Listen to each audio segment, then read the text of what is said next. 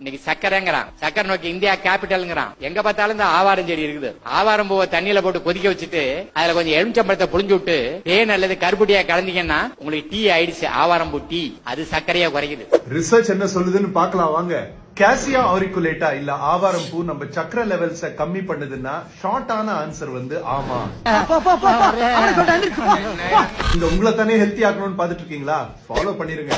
Medical ரிசர்ச்ல நிறைய இடத்துல இந்த ஆவாரம் பூ இன்சுலினோட செக்ரீஷனை இன்க்ரீஸ் பண்ணி இன்சுலினோட சென்சிட்டிவிட்டியவும் அதிகமாக்கி நம்ம பிளட் சுகர் லெவல்ஸ கம்மியாக்குதுன்னு ரிசர்ச்ல போட்டிருக்கு. எக்ஸ்பெரிமெண்டல் ஸ்டடிஸ் ஏதாவது இருக்கா டாக்டர்னு கேட்டீங்கன்னா இந்தியால பாண்டிச்சேரியில ஒரு 100 பேருக்கு ஆவாரம் பூ பவுடரை 100 ml வெது தண்ணியோட மிக்ஸ் பண்ணி பிரேக்ஃபாஸ்டும் டின்னர் சாப்பிடறதுக்கு முன்னால கொடுத்திருக்காங்க. கொடுத்து பார்க்கும் போது சக்கரை லெவல்ஸ் எல்லா பார்ட்டிசிபென்ட்ஸுக்குமே கம்மி ஆயிருக்கு.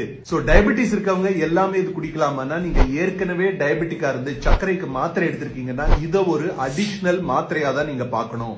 உங்க சக்கரை டாக்டர் கிட்ட பேசாம ஆவாரம் பூவை ஏற்கனவே நீங்க மெடிசின்ஸ் எடுத்துட்டு இருக்கீங்கன்னா உங்க டயட்ல இன்க்ளூட் பண்ணாதீங்க. ஏன்னா அது உங்க சர்க்கரைய சட்டுன்னு கம்மி பண்றதுக்கு சான்ஸ் இருக்கு. ஆவாரம் பூ சர்க்கரையை கம்மி பண்றதுக்கு ஒரு நல்ல ஆப்ஷன் மாதிரி தான் தெரியுது. ஆனா இது உங்க டாக்டரோட சூப்பர்விஷனோட யூஸ் பண்ணிக்கோங்க. பிடிச்சிருந்தா ஒரு லைக் போட்டுட்டு சர்க்கரையை கண்ட்ரோல் பண்ணணும்னு தேடிட்டு இருக்க உங்க ஃப்ரெண்ட்ஸுக்கு ஷேர் பண்ணுங்க.